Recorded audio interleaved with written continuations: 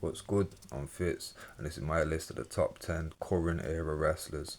So, this one's gonna vary a little bit. There's gonna be a few more people that aren't necessarily just WWE wrestlers, there will be some AEW, but like I say, I followed most of these through independence, to be fair. Like, number 10, for example, Will Ospreay. I remember seeing him for the first time working for WCPW, and he was always a highlight. My son was massively into WCPW at the time, took him to quite a lot of the shows in Manchester, and Will Ospreay was always a highlight for me and my son. So Will Ospreay deserves to be on this list, but again, it's not really going off his AEW stuff. It's more his Japan WCPW stuff.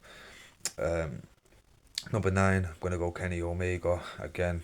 Not seen much of his AEW stuff, but the stuff that I have seen of his top quality stuff, especially his stuff in Japan. Obviously, I've seen some stuff like the blow up doll stuff where it's like, but yeah, you can't knock him. Like, when some of his matches that he's had have been absolutely top tier. I wouldn't do Dave Meltzer 6 star, 7 star ratings for them, but yeah, they've been quality matches. But again, a lot of these aren't the strongest on the mic, but yeah, in ring you can't fault them. Number 8, I'm gonna go Brian Danielson, or Daniel Bryan, however you know him. In ring work, absolute quality, and obviously I have noticed the bits that I've seen of him since he's come back and started wrestling AEW. His in ring style has definitely changed, but the fact that he's been able to do that proves that he is a real top talent, because not many wrestlers can do that. For example, um, Steve Austin had to after he broke his neck, and it worked well for him. But there has been many wrestlers where injuries have just meant that's it for them, because that's their style gone. But Daniel Bryan, or Brian Danielson, yeah, top quality, deserves to be on the list. Could arguably put him higher, but for me, mic work kind of does hold him down a little bit. But yeah, number 8 seems fair. Number 7, I'm going Volta or Gunter, however you know him. Really old school kind of throwback type wrestler, but in today's age, I think it works really well to have someone that just, yeah, works the crowd and will be the number one bad guy. And yeah, for me, nothing looks stronger, nothing looks realer than when this guy's in a match. Gunther, Volta, however you know him.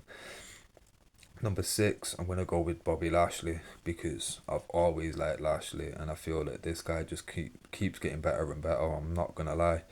The experience factor, I suppose, is coming into it now with him.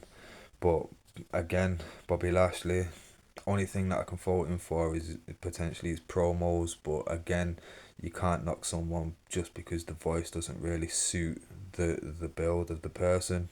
But yeah, number 6 seems fair, especially when we're getting into this top 5 here. Because number 5, I'm gonna go MJF, one of the best talkers currently, and in ring work is fantastic too. Again, I've only been able to see this guy through AEW, but he is the only reason why I've tuned in to see certain things. And to be fair, most times I'm not even checking the whole show. I'm checking his match. I'm checking his promos. So MJF deserves to be on this list, and in a few more years he could potentially be higher if I had the opportunity to see him more. Like I say, not like I don't have the opportunity, but I don't really enjoy AEW that much. To be fair, currently I've not been enjoying much. I've been going back and watching a lot of the retro stuff and the older stuff, but I will still keep locked in, because you do still find glimpses and little gems. So, and definitely MJF is one of those, without a doubt. Number 4, I know he's just retired, but when I wrote this list, he hadn't retired and they hadn't even announced it. So AJ Styles, yeah, for me, AJ, absolute quality, and it's it was a retirement that I thought deserved a bit better of a build, but it's understandable. He's a TNA guy. He's a New Japan guy. I know he's wrestled a lot for WWE now, but he'll never be fully considered as a WWE guy because he was AJ long time before he went to WWE. So number three, another guy just like that, Samoa Joe.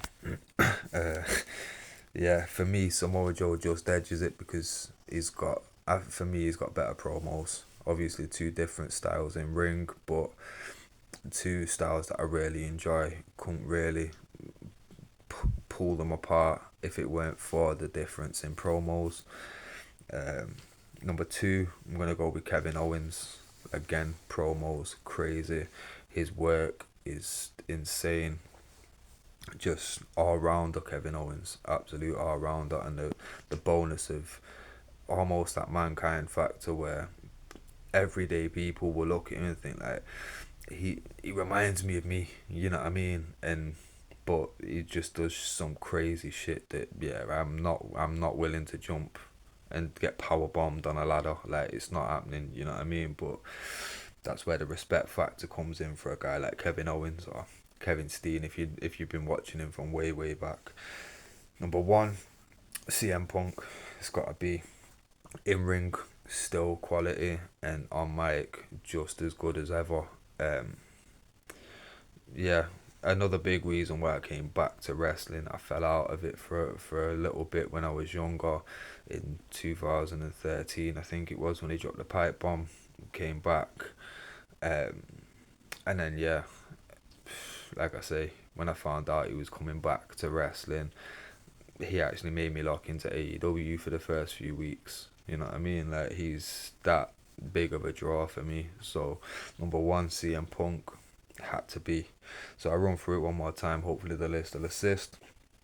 We've got 10 Will Ospreay, 9 Kenny Omega, 8 Daniel Bryan or Bryan Danielson, 7 Gunther, 6 Bobby Lashley, 5 MJF, 4 AJ Styles, 3 Samoa Joe, 2 Kevin Owens, and 1 CM Punk. So yeah, let me know your opinions on the list. Let me know if there's anyone that should have been on the list, shouldn't have, someone that should be higher or lower, all that business. Let me know in the comments. I'll catch you on the next one.